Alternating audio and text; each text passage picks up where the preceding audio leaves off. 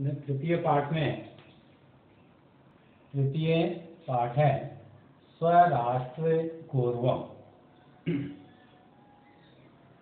स्वराष्ट्र गौरवम में अब 8वां श्लोक है। समान संस्कृति मताम, समान संस्कृति मताम, समान संस्कृति मताम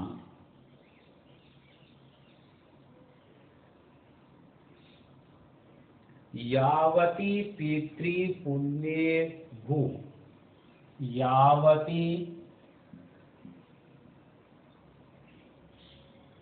पितृ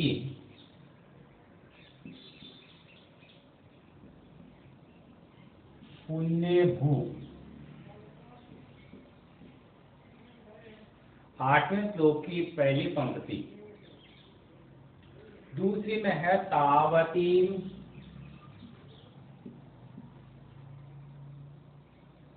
तावतीम भूवमावृत्ते, भूवमावृत्ते, तावतीम भूवमावृत्ते राष्ट्रमेकं निगद्यते, राष्ट्रमेकं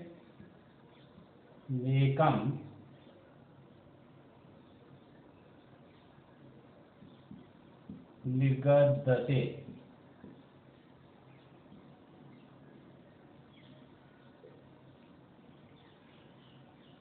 ये 8वां श्लोक।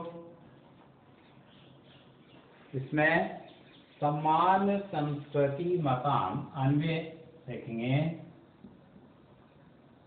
कि प्रथम समान संस्कृति मताम, समान संस्कृति मताम यावती पितृपुण्ये भू, यावती पितृपुण्ये भू, पितृपुण्ये भू। आगे इसका तावतीम भुवम, तावतीम भुवम,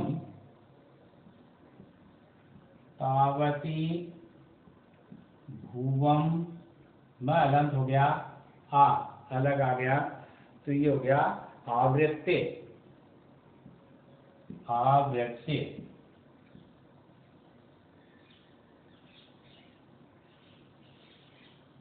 एकम राष्ट्रम निगद्यते।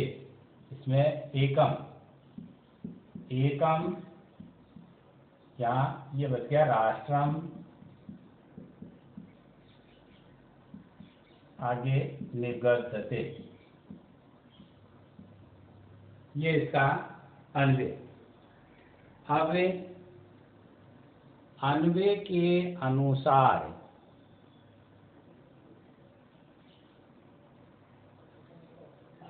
अनुसार इसका हिंदी अर्थ है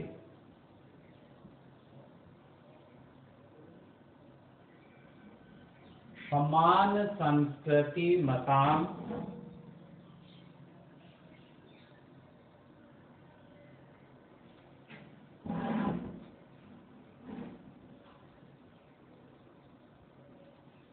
समान संस्कृति मताम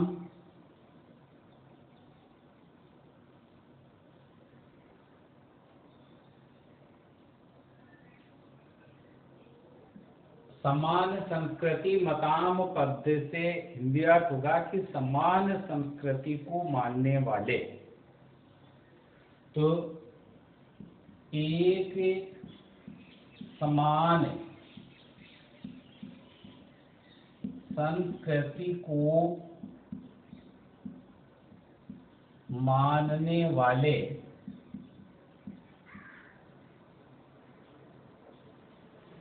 समान संस्कृति को या एक समान संस्कृति को मानने वाले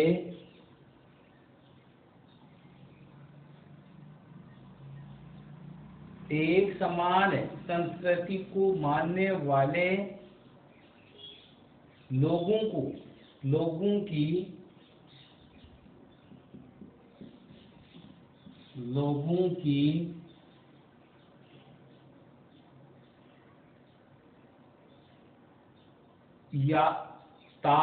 यावती पितृ पुण्य भू, लोगों की जितनी पैतृक पवित्र भूमि है, कि यावती पितृ पुण्य भू, की मानने वाले लोगों की जितनी पैतृक पवित्र भूमि है, यावती पितृ पैतृक पुण्य भू, पवित्र भूमि, और यावती जितनी, कि जितनी पैतृक पवित्र भूमि है, तावती भुवम आवृत्य, उतनी,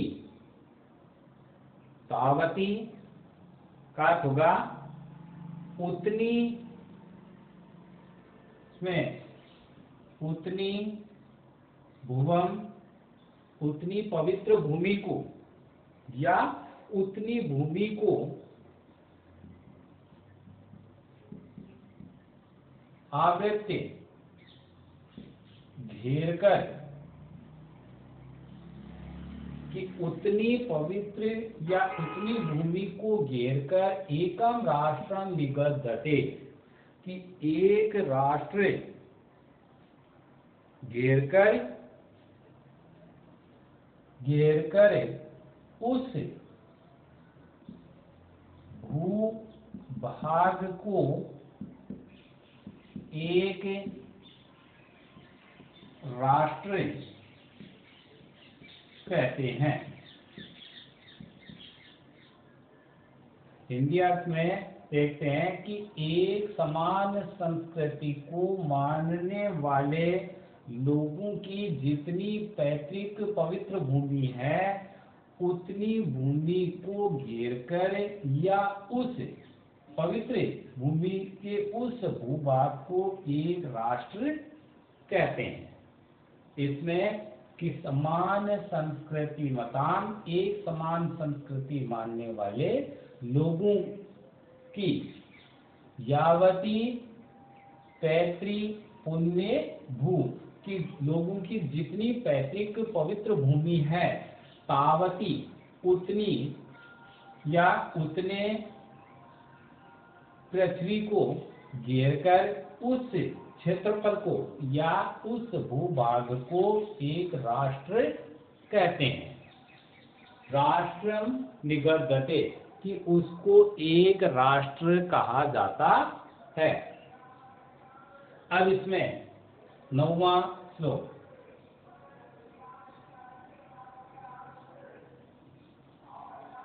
नौवें श्लोक में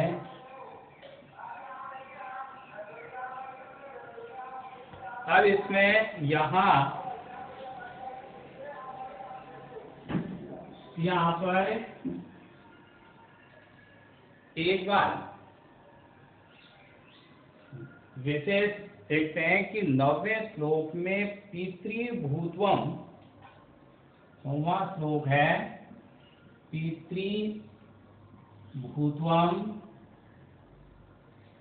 पुण्यभूत्वम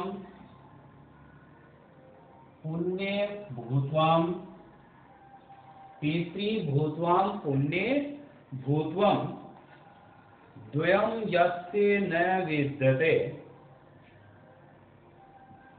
द्वयं यस्य न विद्यते, न विद्यते तस्य स्वत्वं, तस्य स्वत्वं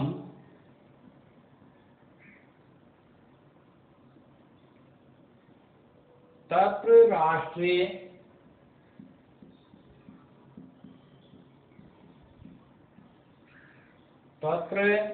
राष्ट्रे भवितुं न किलाहरति।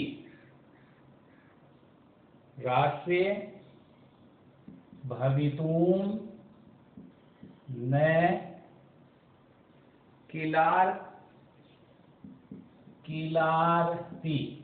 किलारहति। ये 9वां श्लोक इसका आप देखो अन्वय करिए। पितृभूत्वं पुण्यभूत्वं। तो अन्वय में पहले पद आ जाएगा पितृभूत्वं पुण्यभूत्वं द्वयं यस्य न विद्यते। न विद्यते तस्य तत्र राष्ट्रे। तस्य तत्र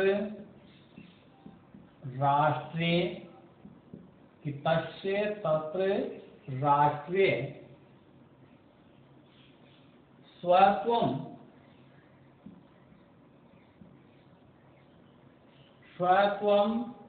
पद आ गया और आगे रह गया भवितुं न किलारहति। तो इसमें भवितुं न अहरति कील। भवितुं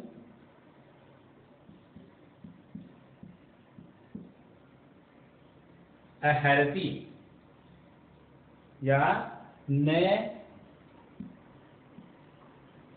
अहरति कील। ये हो गया अन्वय। अब इसमें अन्वय के बाद आगे इसका हिंदी अर्थ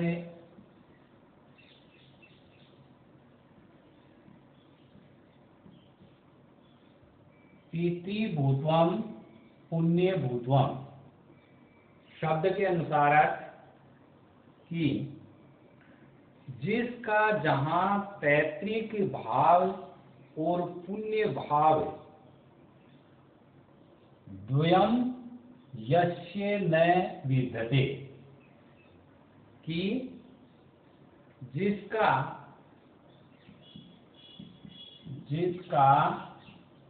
जहां एक तो पितृ भाव, जिसका जहां पितृ पैतृक भाव, दूसरा हो गया पुण्य भूतों का पुण्य भाव और पुण्य भाव।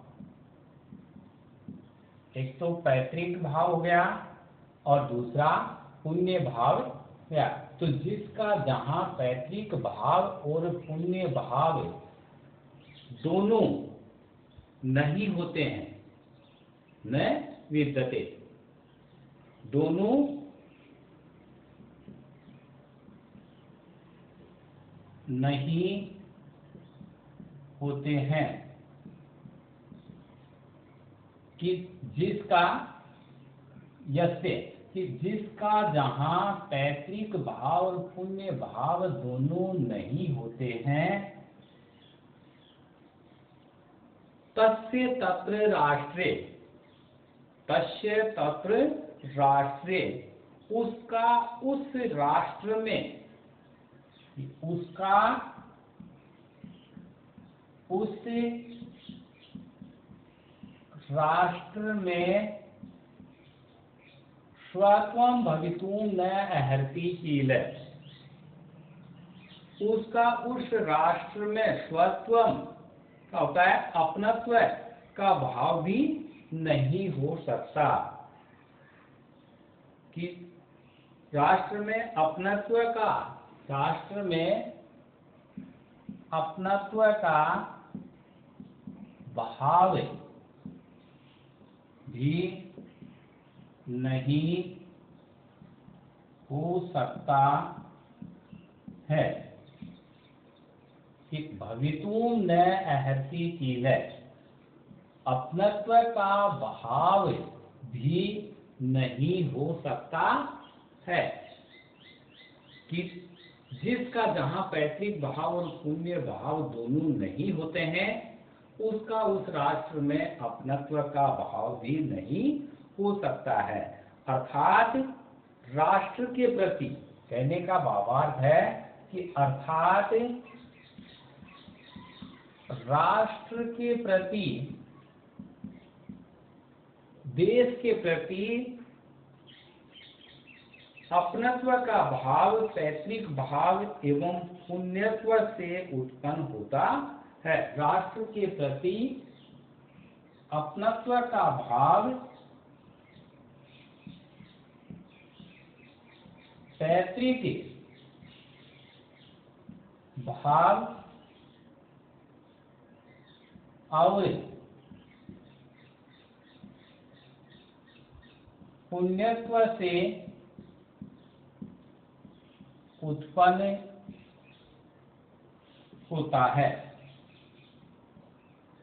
कि यहाँ कभी ये कहता है कि जो राष्ट्र है, जो देश है, उसके प्रति जो अपनत्व का भाव उत्पन्न होता है वो पैतृक भाव और पुण्यत्व या पुण्य भाव से ही उत्पन्न होता है।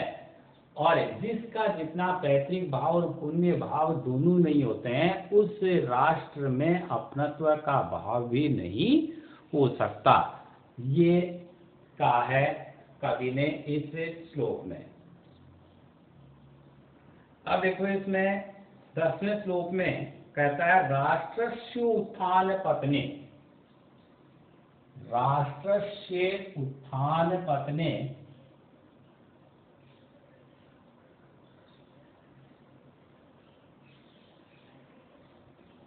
कि राष्ट्रस्योत्थान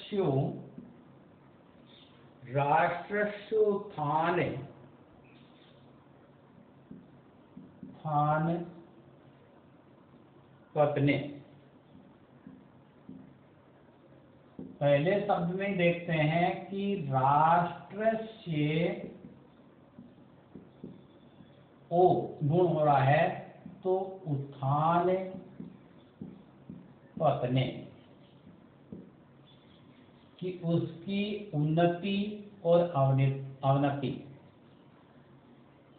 विकास और विनाश दोनों, तो उत्थान और पतन ये हो गए। और राष्ट्र से षष्ठी विभक्ति आगे यहाँ,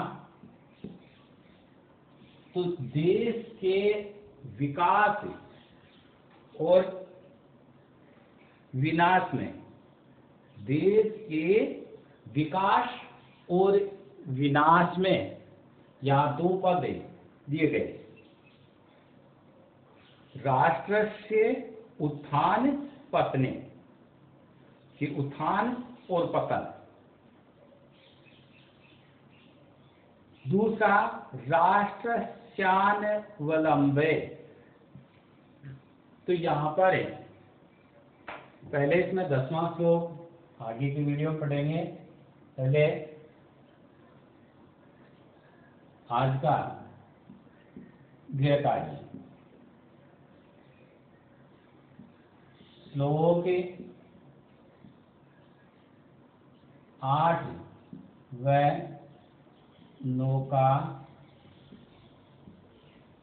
अन्वय सहित